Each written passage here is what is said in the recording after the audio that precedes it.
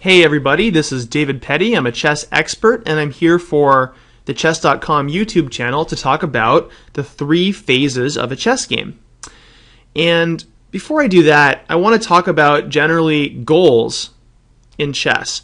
And when you're playing along in your game, it's good to keep in mind what you're trying to accomplish in different positions, what your goal is. And some goals are the same no matter what part of the game you're in. For example, it's always good to try to checkmate the enemy king if you can, or to take a free piece if you can get away with it.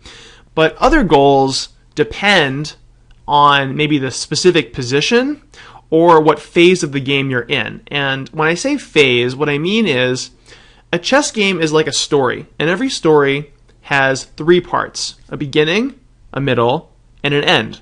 So, like a story, just about every chess game has 3 parts.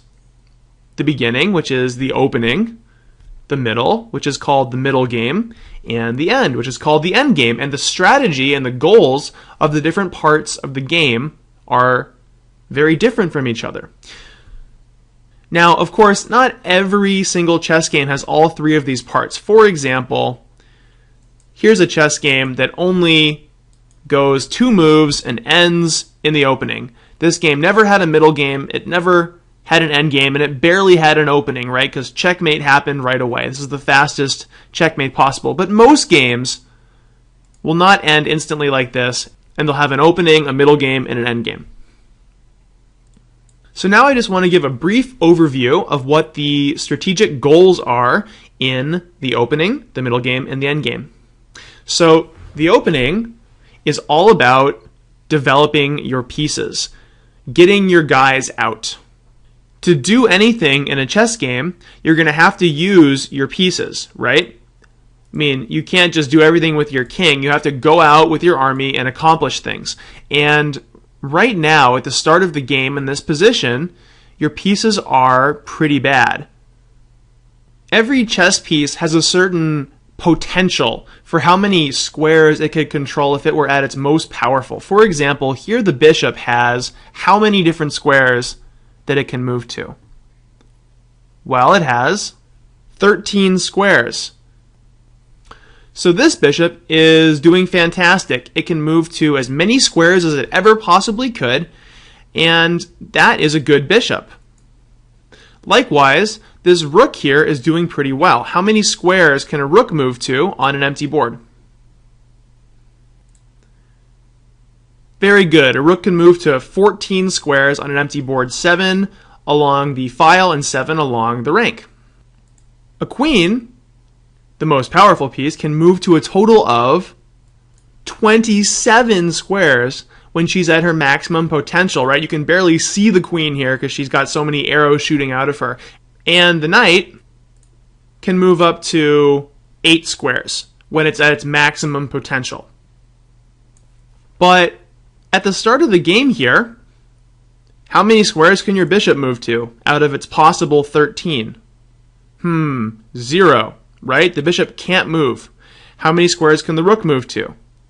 0, right? Your queen, the most powerful piece, has a total of 0 squares out of 27 that she could possibly move to. She can only move to 0, right? So your pieces at the start of the game are at kind of like, 0% power, or maybe like 5% power. The knight's doing like okay because he can move to 2 squares, but that's still only 25%, right? 1/4 of the 8 squares he could potentially move to.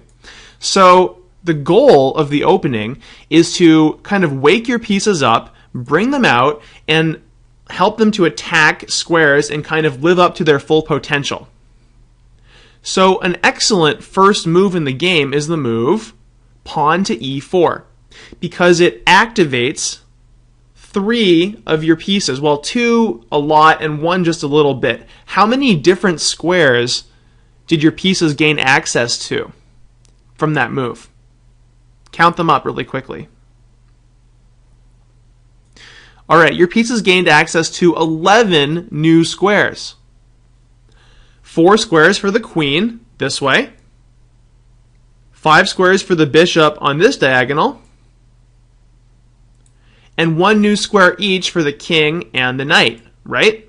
the king and the knight can both go to e2 as well. So that's 11 new squares for your pieces to move to from just one pawn move. That's an amazing first move, giving you a whole bunch of new options that you didn't have before.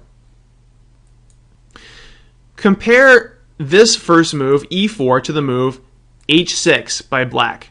This is an atrocious move because it doesn't really help you to activate your pieces.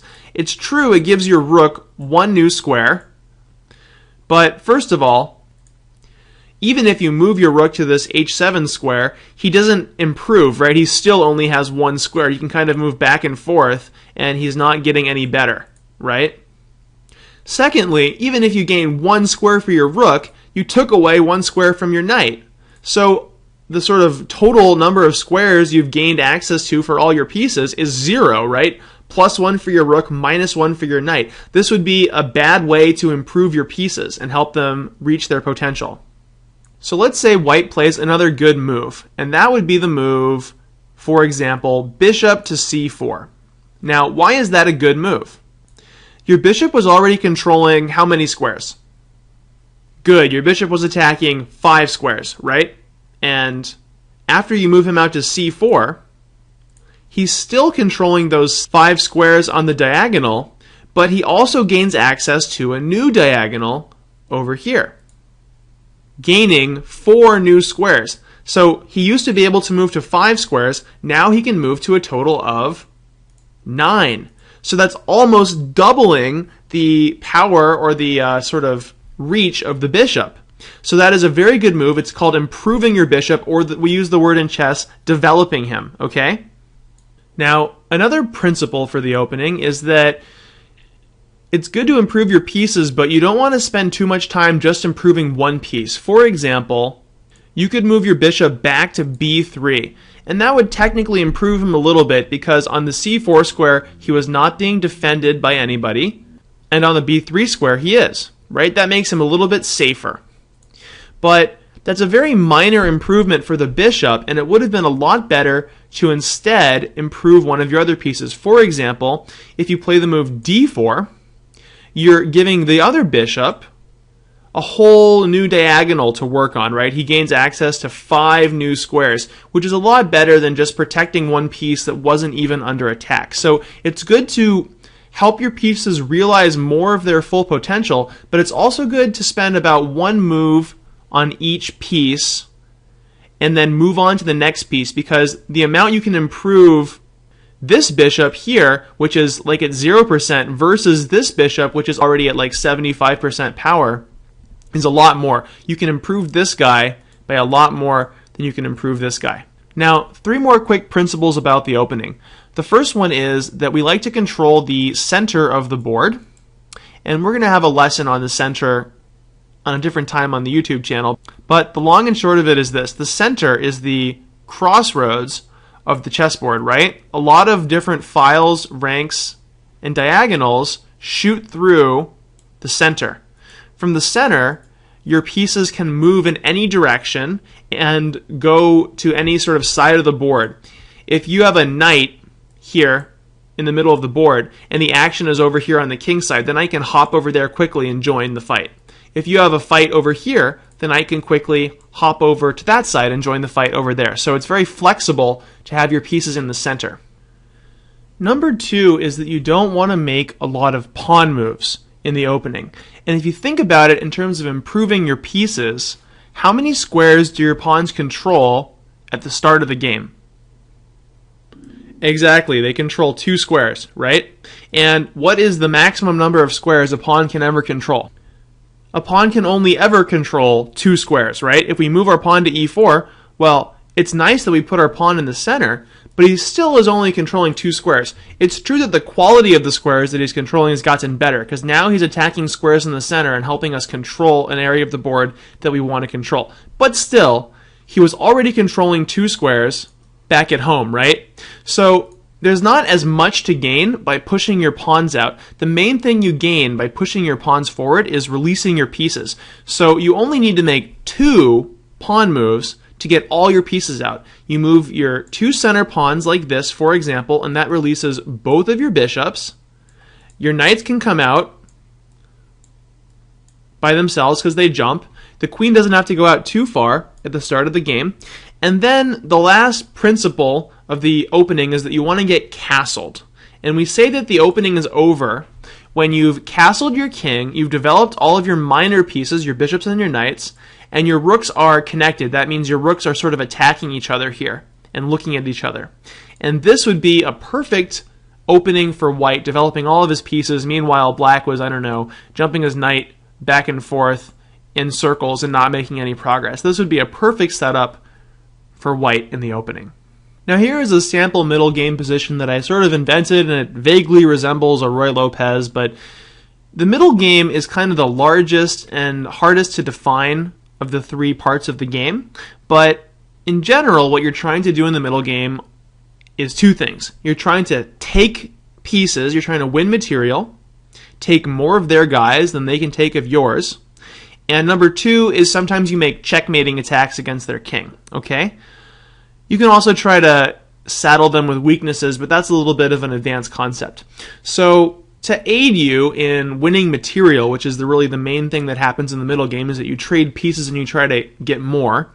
There's all sorts of things called tactics, like forks, pins, skewers, discovered attacks, and those things are in our chess tactics section on our Chess.com YouTube channel, so you can look up those things. Those are tools to help you win material.